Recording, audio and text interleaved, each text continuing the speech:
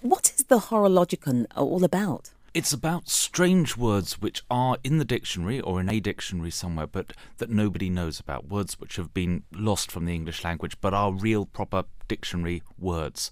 So if you just start flicking through a dictionary, you find all sorts of strange, wonderful stuff. You find the word gongoozle, for example. Gongoozle means, and I don't know where this comes from, but it means it meant to stare idly at a canal and do nothing.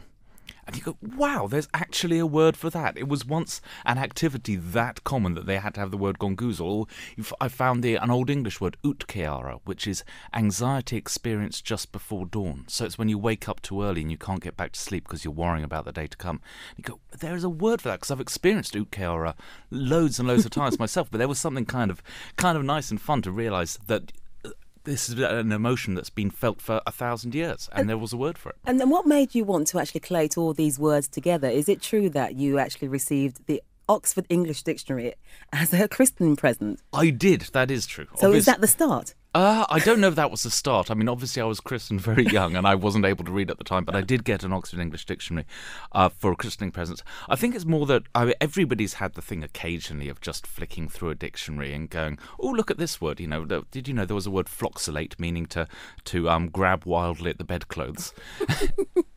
Something like that. We've all done that a little bit. I've just done it an awful lot more than most, I'm afraid. Mainly because I'm a very sad, lonely man. And how long did it take to collate all these words? Is it around about 2,000 you have in the book? About 2,000 strange words, yeah. I don't know, because I've been sort of collecting them in my head for ages and ages, and then started noting them down. And then when I got the contract to write this book, obviously, then I had to really set about it in earnest and sit down and start reading dictionaries cover to cover. And I use lots of different dictionaries. So, for example, there are 18th century dictionaries of 18th century slang, which have all sorts of weird and wonderful words which are gone from the language. And sometimes you really wish they'd be back. There used to be a word sprunt, this old Scottish word, and sprunt meant to chase girls around among the haystacks after dark. And God, I'd love to live in a time when that was such a common activity, you needed a single syllable word for it. I'm just wondering, Mark, are you hoping that these words would just come back into our day-to-day words? I do, and they can. I mean, the weird thing is I actually use them a reasonable amount. I used one last night, actually. I found an old word for shoving something under the leg of a table to make the table stop wobbling, which we've all done. And I found an old dictionary where it contained the word poon, meaning to shove something under the leg of a table. I know there are sometimes other meanings for that word, but now I use it all the time. And you can always slip these words in. Most of the time people understand them. And even if they don't understand, we need to poon the table quickly. But even if they don't understand them, often that's even more fun. For example, there's a word ultra-crepidarian, which means to give opinions on subjects you know nothing about.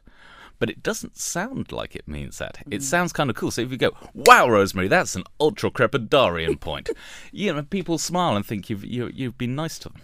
Sounds like this is all part of your party trick, Mark. So Horologicon, so it's like a reference book, but I know it's not arranged alphabetically as expected. Explain the arrangement and the thought process behind it. The words are arranged by the hour of the day when they might come in useful. So utkeara, which is that sorrow experienced just before dawn, that's in the first chapter about waking up, and then there's stuff like for going to the bathroom in the morning. So like a pimginnet, which means a big angry red pimple.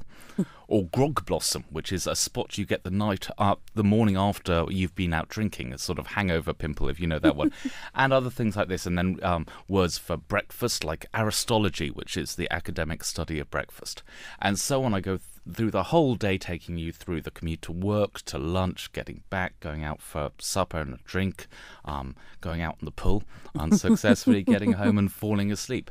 And it's arranged. The words are arranged like that over a full course of a day, and also wrote it in continuous prose. So it's basically the story of your day, as I imagine it, with a lot of useful words. Yeah, so it makes it very easy to access the words you're after. Yeah. And who do you think the book is aimed at?